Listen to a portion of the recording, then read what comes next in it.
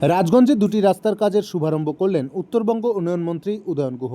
বুধবার রাজগঞ্জ ব্লকের সুকানি গ্রাম পঞ্চায়েতের মহানপাড়া প্রাথমিক বিদ্যালয়ের মাঠে এই শিলান্যাস সভার আয়োজন করা হয়। এদিন রাজগঞ্জের সুকানি গ্রাম পঞ্চায়েতের অধীন সন্ন্যাসীপাড়া পিডব্লিউডি রাস্তা থেকে দালালপাড়া হয়ে কৈমারি পর্যন্ত পেভার ব্লকের রাস্তার কাজের শিলান্যাস করেন। পাশাপাশি বেলাকোবা গ্রাম পঞ্চায়েতের অধীন হালুইপাড়া বিশু সরকারের বাড়ি থেকে ভূতনিপাড়া পর্যন্ত পেভার ব্লক রাস্তার শিলান্যাস করেন। রাস্তা দুটি উত্তরবঙ্গ উন্নয়ন দপ্তরের 5 কোটি টাকা এবং 33 লক্ষ আর্থিক সহায়তায় প্রায় 6.5 কিলোমিটার রাস্তাটি তৈরি করা হবে। আজ অনুষ্ঠান মঞ্চ থেকে বাঙালি বিরোধী বলে বিজেপি ও কেন্দ্রীয় সরকারের সমালোচনা করেন উত্তরবঙ্গ উন্নয়ন মন্ত্রী উদয়ন গুহ। এদিনের এই অনুষ্ঠানে উপস্থিত ছিলেন রাজ্যে অনগ্রসর শ্রেণীর কল্যাণ দপ্তরের মন্ত্রী বুলুচিক বরাইক, রাজগঞ্জের বিধায়ক খগেশ্বর রায়, জলপাইগুড়ি জেলার তৃণমূল কংগ্রেসের সভাপতি মহুয়া গোপ, ধূপগুড়ির বিধায়ক নির্মল চন্দ্র রায়, কোর কমিটির সদস্য সুনীল সরকার, রাজগঞ্জ ব্লক তৃণমূল কংগ্রেসের সভাপতি অরিন্দম ব্যানার্জি সহ অনেকে। ছিল মুসলমান হলে পারেই বাংলাদেশি, তাকে ধরে নিয়ে গিয়ে থানায় আটকাচ্ছিল। আর এখন দেখছি শুধু আর মুসলমানের আবদ্ধ নেই, মুসলমানের মধ্যে আটকা নেই।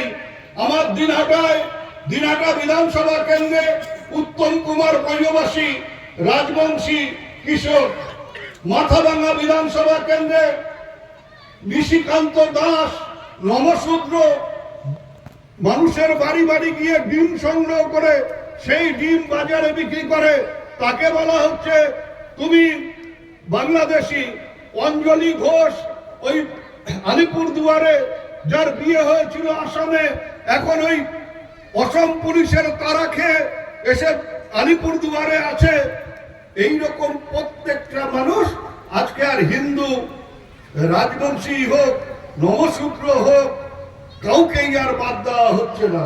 অর্থাৎ ওদের কাছে আর মুসলমান শত্রু না, ওদের কাছে আর হিন্দু শত্রু না, ওদের কাছে হচ্ছে বাঙালি শত্রু। যে বাংলায় কথা বলবে সেই হচ্ছে ওদের শত্রু।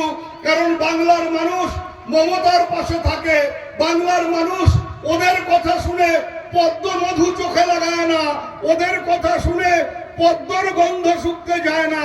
তাই আজকে বাঙালিকে জব্দ করবার জন্য ওরা উঠে পড়ে লেগেছে। বিস্তারিত রাজনীতির কথা এখানে না বলে শুধু বলবো যে যদি বাঁচতে চান, নিজে বাঁচা শুধু না, আমাদের তো বয়স হয়েছে, কতদিন বাঁচবো? আর 7-8 বছর, 10 বছর। কিন্তু আমার নাতিকে তো বাঁচতে হবে, আমার নাতিকে তো এই সমাজে মাথা উঁচু করে টিকে থাকতে হবে। আমার নাতিকে আগামী দিনে মেরুদণ্ড সোজা করে তার মাতৃভাষা বাংলায় কথা বলতে হবে। আমার নাতির কাছ থেকে তার মুখের ভাষা, তার মাতৃভাষা যাতে কেউ কারে না নিতে পারে। তাই যে কদিন বেঁচে থাকবো এই বাংলা ভাষার অসম্মান যারা করে তাদের বিরুদ্ধে রাস্তায় নেমে লড়াই করব। প্রত্যেকটা বাঙালিকে সেই কাজ করতে হবে।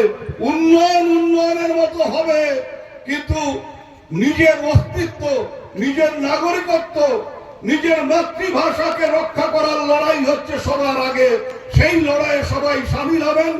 আপনাদের সবাইকে আবারও শুভেচ্ছা, নমস্কার, সালাম জানিয়ে আমার বক্তব্য শেষ করলাম। ধন্যবাদ।